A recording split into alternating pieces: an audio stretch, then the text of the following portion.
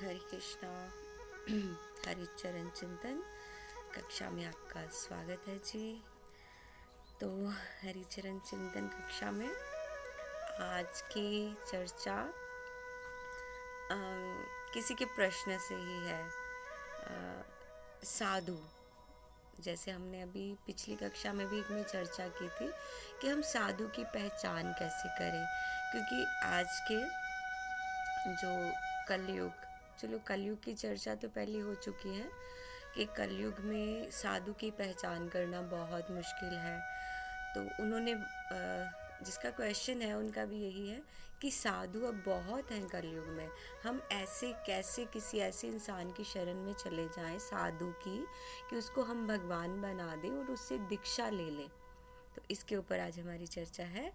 तो स्टार्ट करते हैं हम।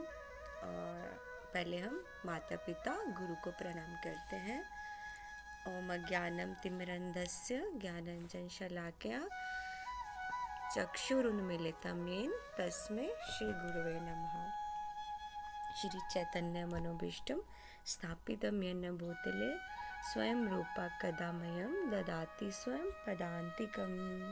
वन्देऽहं श्री गुरु श्रीपदयुत पदकमलं श्री गुरुन् वैष्णवांश्च श्रीरूपं साग्रजातं सहगन रघुनाथवितं तं सजीवं साद्वैतं सावधूतं परिजन सहितं कृष्ण चैतन्य देवं श्री राधा कृष्ण पादान सहगन ललिता श्री विशाखावितांश्च।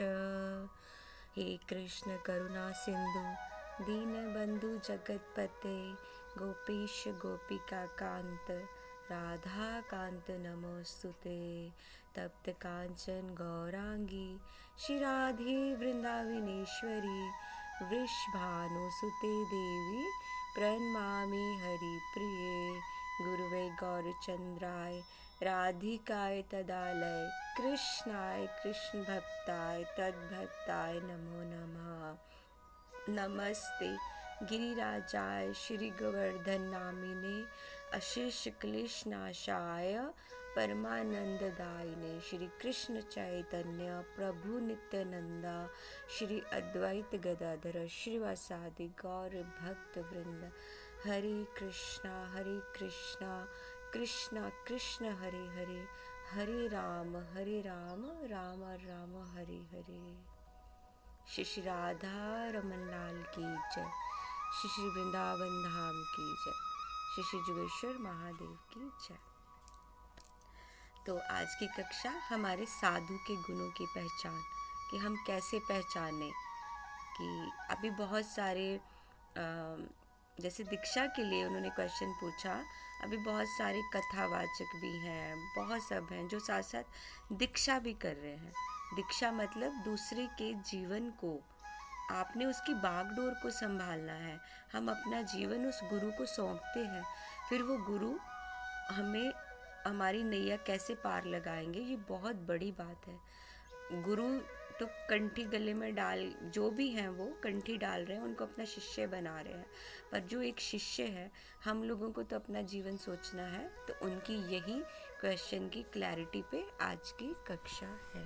तो आज की कक्षा हम स्टार्ट करते हैं। इसको हम भागवतम से लेते हैं। तृतीय स्कंद में भागवतम में देवहूति माँ को जब भगवान कपिल उनको बताते हैं कि माँ साधु के लक्षण क्या है, कि जब ऐसे ऐसे आपको गुण वाले मिले तो आप उनको उनकी शरण में हो जाना। इसमें पूरे में भगवान कपिल देवहूति माँ को बता रहे हैं।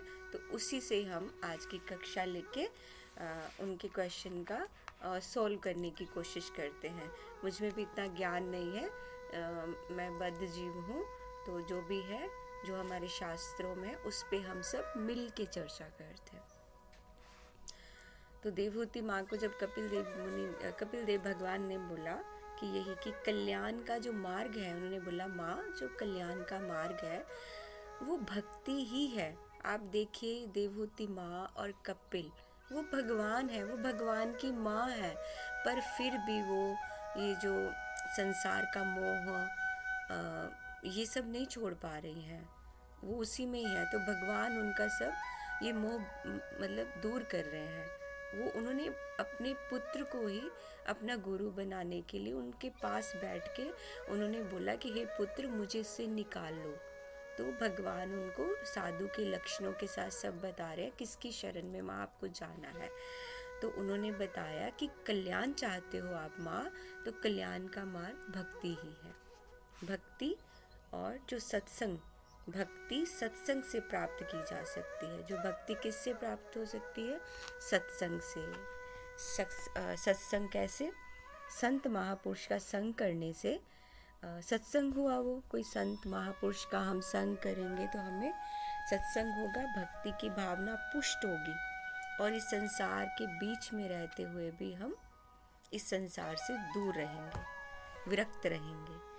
तो उन्होंने गुणों में बताया भगवान ने कि पहला उसमें क्या गुण हो संत में, संत गुरु जो भी सहनशील हो, उसमें सहनशीलता बहुत ज़रूरी है।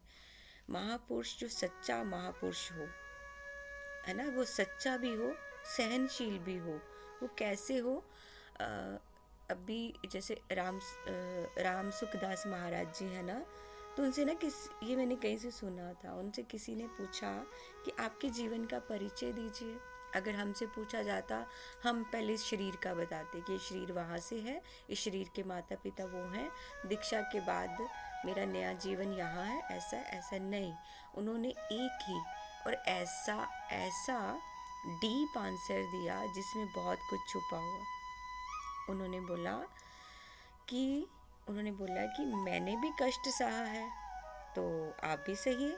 बस उन्होंने जीवन का परिचय ये दिया कि मैंने भी कष्ट सहा है, आप भी सहिए। बस इतनी सी बात में उन्होंने सब कह दिया। मीन्स कि यहाँ पे मतलब इस संसार में, संसार बोलते हैं ना दुखालयम, तो उन्होंने बोला यहाँ दुख ही दुख है और जो प्रारब्ध से आ रहे हैं, हमारा ही प्रारब्ध है ना, और जो प्रारब्ध से आ रहे हैं तो अच्छे से उनको जो दुख का ऐसा हो, सुख का ऐसा हो कि ये हमारा प्रारब्ध है। तो इसी तरह सहनशील होते हैं जो संत हैं। तो जो संत की पहचान है तरु सम सहनशीलता।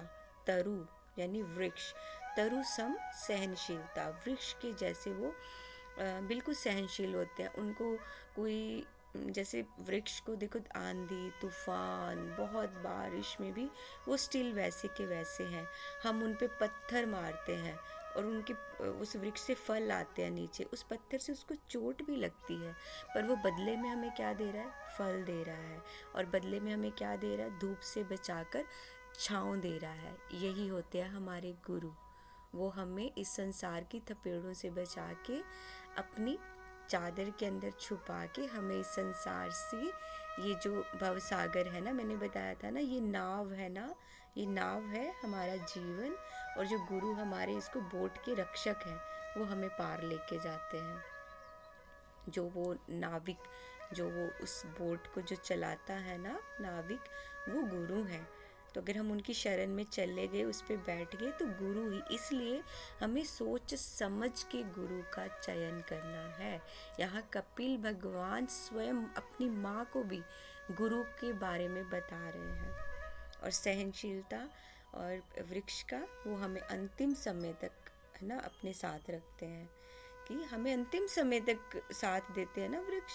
कैसे देते हैं ना, अंतिम, जब तक वो पेड़ कट जाता है, अंतिम समय वो उसकी लकड़ी भी हमारे काम आती है, कुछ भी वेस्ट नहीं है। इसी तरह गुरु है। और भक्ति तो कोई नॉर्मल इंसान नहीं कर सकता ना। भक्ति कठिन भी नहीं है और सरल भी नहीं है, दोनों है। बहुत इजी भी है और इजी नहीं भी है। सहनशीलता जब हमारे जीवन में आती है ना, पर वो एकदम, अगर कोई बोले कि हम भक्ति में आ गए, आज हमने साधु संग किया और आज ही हम में सब गुण आ जाए, आज ही हमें सहनशीलता हो जाए, नहीं। सहनशीलता तो धीरे धीरे बढ़ेगी। कैसे? इसमें भी है, स्वाध्याय करेंगे, जप करेंगे, वैष्णव संग करेंगे, तो ये एक दिन में नहीं होगा, सालों लगेंगे। लेकिन उन सालों में ये नहीं कि हमने 6 महीने कर लिया, क्यों नहीं भगवान की प्राप्ति हो रही, क्यों नहीं मेरे अच्छे गुरु की प्राप्ति हो रही। नहीं, अपना लक्ष्य पक्का होना चाहिए, अपना गोल दृढ़ होना चाहिए। और सेकंड क्या है, फर्स्ट हुई साधु की पहचान सहनशीलता, सेकंड दयालु। वो बहुत दयालु होने चाहिए। उनके मन में ये नहीं होना चाहिए कि ये मेरा शिष्य है और ये किसी और का है, तो उसके लिए वो मतलब नफरत करें या ईर्ष्या करें, नहीं। जो उनके चरणों में आके बैठा है जब कोई, उनको दयालु होना चाहिए। उनका हृदय सुहृदय होना चाहिए, सबके लिए सुहृदय हो। सर्वे भवन्तु सुखिनः, सबके लिए। साधु जो होता है ना, वो सबके लिए सुख मांगता है। ये नहीं है कि ये मेरा जजमान है या ये मेरा शिष्य है, मुझे इसी के लिए करना है। जो दूसरा है वो आपको कुछ नहीं दे पा रहा है, तो आप उसके लिए सुख की कामना नहीं करेंगे। कपिल भगवान बोल रहे हैं कि वो साधु नहीं है। और अज्ञात शत्रु, अज्ञात शत्रु मतलब जिसके मन में किसी के लिए भी ईर्ष्या, वैर भाव कुछ नहीं, उसके जीवन में एक ही परिस्थिति रहे कि बस जो भी है कर्मों से आई है, राग द्वेष ईर्ष्या सबसे दूर हो, उसका मन निर्मल हो। वो सुख, अगर उसको बहुत बड़ी उपाधि मिल रही है, जो भी साधु संत है बहुत सुख खा रहा है, तो उसको घमंड नहीं होना चाहिए। वो मतलब सुख में भी नॉर्मल, दुख में भी एक जैसा, हर टाइम भगवान का धन्यवाद के लिए कि मेरे को कुछ नहीं मतलब है, मेरे को कुछ लेना देना नहीं है। लेकिन भगवान ने साथ साथ में कलयुग के बारे में भी बोला है कि आगे चल के ऐसे संत मिलना बहुत दुर्लभ है, और हम सरवाइव कर रहे हैं, बहुत दुर्लभ है। आज हम जो देखेंगे साधु, जो भी संत, जो संत तो क्या ना, जो आजकल हमारे चारों तरफ बहुत सारे कथा कर रहे हैं, थोड़े से ऊपर जाते हैं उनको घमंड आता है, अब हम इस पद पे, नीचे वाला कोई भी नहीं है, सेम। तो संत का मिलना बहुत मुश्किल है। जब जीव के मन में, जब जैसे हमारे मन में बहुत अशांति है, हम क्यों आते हैं भक्ति में? किसी के न किसी जीवन में कुछ ना कुछ हुआ होता है, तो वो फिर क्या राह पकड़ते हैं? भक्ति की। हमें शांति चाहिए। अगर गुरु के चरणों में जाके भी, मतलब गुरु मतलब जो भी साधु को आप देख रहे हो, शुद्ध साधु है, या अगर आप उसका संग कर रहे हो, उनको सुन रहे हो, आप उनके पास बैठ रहे हो, आपके मन को शांति नहीं मिल रही है, तो फिर वो नहीं है। जो सच्चा संत है ना, उसकी शरण में बैठते ही आपको विश्राम मिलेगा, आपको शांति। बस भागवतम में भी लिखा है, शास्त्रों में भी लिखा है, सच्चे संत की शरण में बैठ मिले विश्राम। यहाँ हमें बस पहुँच के ना ऐसा लगे बस यही है, यही जीवन है, इसके आगे कुछ नहीं, कुछ भी नहीं, यही सब कुछ है। फिर तो जितनी मर्जी विपत्तियों का सामना करना पड़े, बिल्कुल नहीं। और भगवान कहते हैं ऐसे संत के पास आने से कभी भी उस भक्त का विनाश नहीं होता, क्योंकि वो उसके जीवन को ले लेता है ना, मतलब अपने भार उसके जीवन का, हम पापियों के जीवन का भार गुरुदेव पे है। तो जब ऐसे बोल दिया, सब कुछ बोल दिया, अब ये बात आ जाती है कि जब संत भी कह दिया, सब कुछ कह दिया, फिर उसके सच्चे होने पे क्वेश्चन क्यों, उसके विशुद्ध होने पे क्वेश्चन क्यों? लेकिन ये तो सब जो संत हैं उनके सद्गुणों से पहचानना है ना, इसलिए हम चर्चा कर रहे हैं। सच्चा भी होना चाहिए, कैसा उनका रूप होना चाहिए। रूप तो आजकल बहुत बहरूपी घूम रहे हैं। जब सच्चा ही कह दिया तो वो महापुरुष है ना, महापुरुष तो त्रिकालदर्शी होते हैं।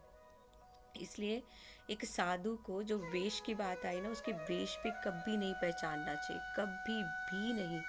अब जैसे कैटेगरी में ले लें कि बहुत उच्च वाले अमीर हैं जो आजकल, उन्होंने सिल्क के धोती कुर्ता पहने, ये है, तो हम उनके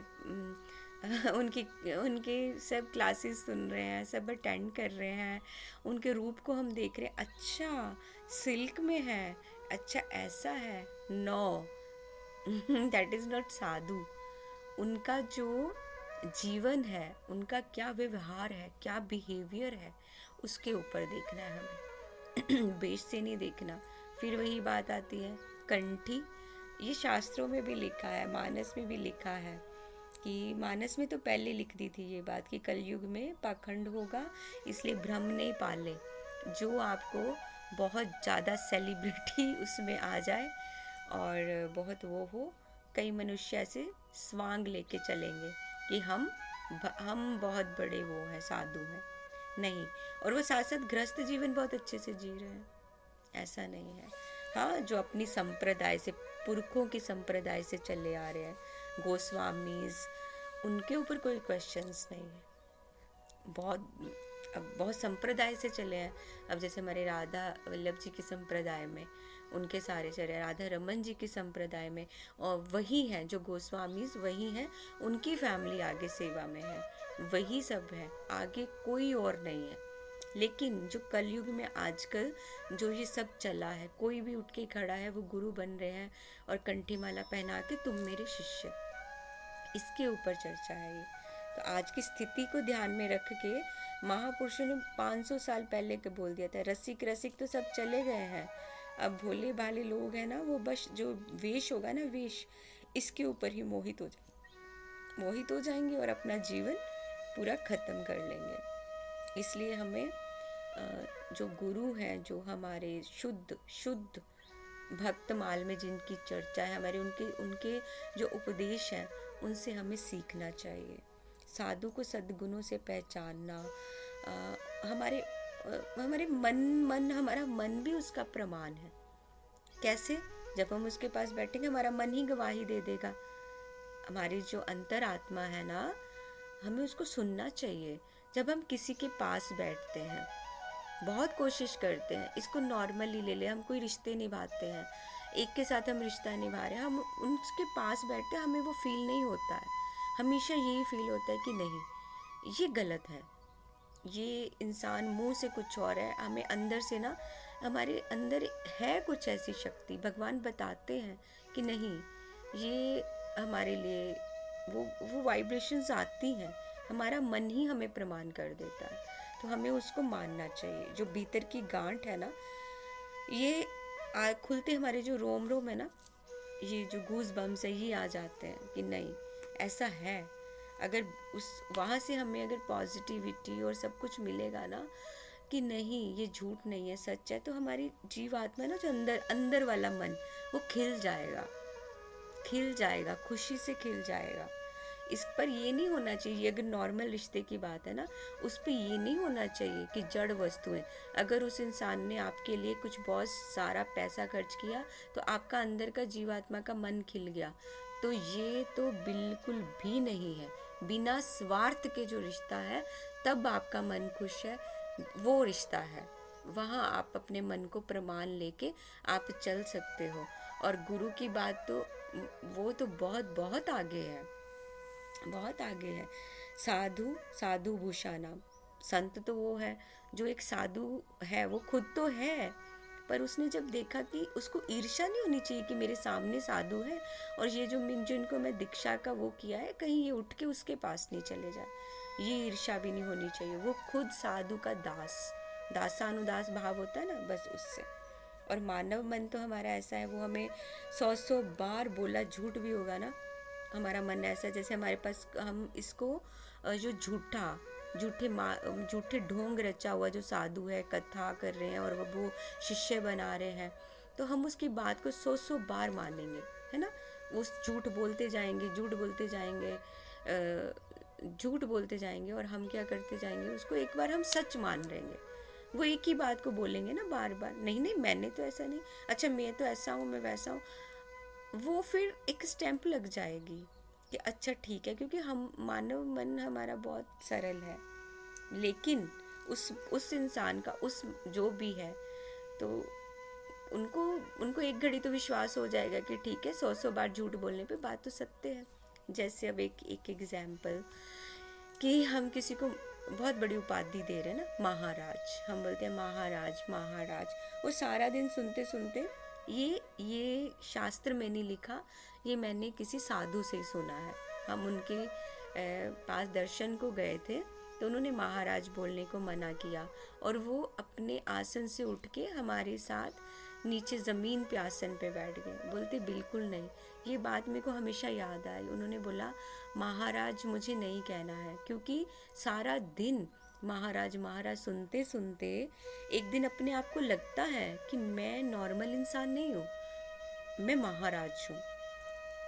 मुझ में घमंड आ जाएगा। जिस दिन वो घमंड आया कि मैं महाराज हूँ और मैं नॉर्मल इंसानों से बहुत अलग हूँ, मैं हूँ, मैं ये हूँ, मैं हूँ, उसी दिन उन्होंने बोला कि मेरा पतन शुरू हो जाएगा, घमंड आएगा और मेरा पतन शुरू हो जाएगा और मैं कब भगवान से विमुख हो जाऊंगा। पतन का सबसे पहली निशानी, हम भगवान से विमुख हो जाएंगे, हमें अपना नित्य कर्म करने में भी बोझ लगेगा, बोझ लगेगा, हम भगवान से विमुख हो जाएंगे। और मेन चीज़ उन्होंने एक बात जो मुझे बहुत इम्पोर्टेंट बताई थी, हम नॉर्मल चलो हम तो ऐसे है ना, प्रशंसा किसी ने की तो हम खुश हो गए, नहीं, बोलते साधु संत को प्रशंसा से दूर रहना चाहिए, उसको अपनी निंदा सुननी चाहिए ताकि वो अपने आप को इम्प्रूव कर सके और अपनी भक्ति स्ट्रॉन्ग कर सके। यहाँ उसको प्रशंसा मिली, घमंड हो गया। लेकिन आजकल तो ये है, अगर साधु भी हैं, अगर तुम मेरी प्रशंसा करोगे मैं तुम्हारी प्रशंसा करूँगी, अगर तुम मुझे अच्छा बोलोगे तो मैं तुम्हें अच्छा बोलूँगा, अगर तुमने मुझे सरल बोला तो मैं तुम्हें, ये कसौटी पे परखते हैं आजकल, ये हो गया है कसौटी पे। एक मतलब महाराज, ये सब कुछ, ये सब जो ये फिर एक व्यवहारी दुनिया में आ गए, ये भौतिक दुनिया के लक्षण है, ये उनके स्पिरिचुअल दुनिया के लक्षण नहीं है। जो साधु संत है उसका मन वचन क्रम सब एक है, वो तो झूठ बोल ही नहीं सकता, मर जाएगा, उसके ज़ुबान से कुछ नहीं निकलेगा, जो बात बोली उसके ऊपर वो अडिग रहेगा। लेकिन आजकल ऐसा है ही नहीं, तो ये संतों की निशानी भी नहीं है। स्वयं व्यासदेव जी कह के गए हैं, माला तिलक स्वांग धर के हरि का नाम भी बेचा जाएगा। आजकल हो रहा है ना, आजकल कितनी बड़ी बड़ी हमारी भागवत कथाएं हो रही हैं, हरि की चर्चा हो रही है, हरि नाम दिया जा रहा है, पर उसके बदले में 10-10, 15-15 लाख में कथा हो रही है, 10-10, 15-15, 25-25 लाख में। ये व्यास देव जी ने ही लिखा है, ये माला तिलक स्वांगधर हरि का नाम बेच, नाचत गावत बात करे चटकीले और बोले हम आज के हैं हम आज के हैं कथावाचक। भगवान के दिल में ना ये कांटे की तरह चुभता है, पर भगवान कुछ करते नहीं, क्योंकि भगवान बोलते हैं कि ठीक है, भगवान और घमंड देते हैं और नाचो गाओ, बहुत सारे भगवान के नाम पे बहुत सारा वो करो, ये हो रहा है।